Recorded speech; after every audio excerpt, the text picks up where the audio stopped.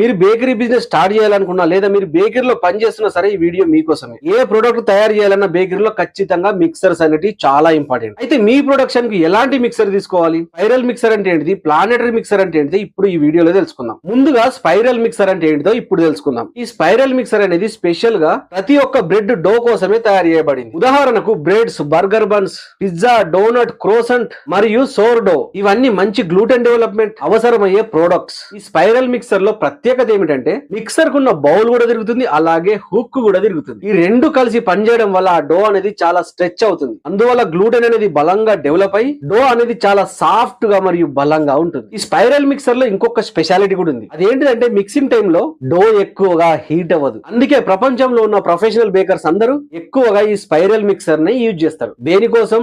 Do products కోసం. ఇక రెండవది ప్లానెటరీ మిక్సర్. ఈ మిక్సర్ లో బౌల్ మాత్రం అస్సలు తిరగదు, దానికి ఉన్న అటాచ్మెంట్ మాత్రమే తిరుగుతుంది. ఎగ్జాంపుల్ గా గ్రహాలు సూర్యుని చుట్టూ తిరిగినట్టు ఆ బౌల్ లోపల అటాచ్మెంట్ అనేది అలా తిరుగుతూనే ఉంటుంది. అందుకే దీనికి ప్లానెటరీ మిక్సర్ అని పేరు వచ్చింది. ఈ మిక్సర్ తో ఎక్కువగా cake batter, cookie dough, muffin batter, butter cream, whipping cream, cheese frosting లాంటివి చాలా ఈజీగా తయారు చేయొచ్చు. ఈ ప్లానెటరీ మిక్సర్ కి మొత్తం 3 అటాచ్మెంట్లు ఉంటాయి. ఒకటి డో హుక్, రెండవది ప్యాడెల్, ఇక మూడవది విస్క్. ఇలాంటి ఈ 3 అటాచ్మెంట్స్ ఈ ప్లానెటరీ మిక్సర్ కి అయితే ఉంటాయి. రెండిటి మధ్య తేడా ఏంటిదో సింపుల్ గా గుర్తు పెట్టుకోవాలి. మీరు బ్రెడ్స్, డోనట్స్, పిజ్జా, క్రోసెంట్స్ మరియు సోర్డో అనేది ఎక్కువ తయారు చేస్తే స్పైరల్ మిక్సర్ అనేది చాలా బెస్ట్. ఒకవేళ మీరు కేక్స్, కుకీస్, క్రీమ్స్, ఫ్రోస్టింగ్ అనేటివి ఎక్కువ చేస్తే మీకు ప్లానెటరీ మిక్స్ అనేది చాలా బెస్ట్. అయితే ఒక కంప్లీట్ బేకరీ సెటప్ లో మాత్రం ఈ 2 మిషన్స్ అనేది చాలా అవసరం. బేకరీ గురించి ఇలాంటి ప్రాక్టికల్ నాలెడ్జ్ కోసం ఖచ్చితంగా మా ఛానల్ అయితే సబ్స్క్రైబ్ చేయండి, అలాగే ఒక లైక్ కూడా చేయండి.